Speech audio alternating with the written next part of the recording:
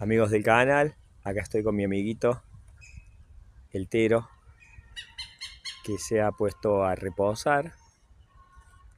Estaba muy cansado y me está relojeando, como diciendo, ¿qué haces acá en mi espacio? Por más que veamos todos los días teros, me parecen aves totalmente maravillosas. No nos vamos a acercar mucho, lo dejo con esta imagen.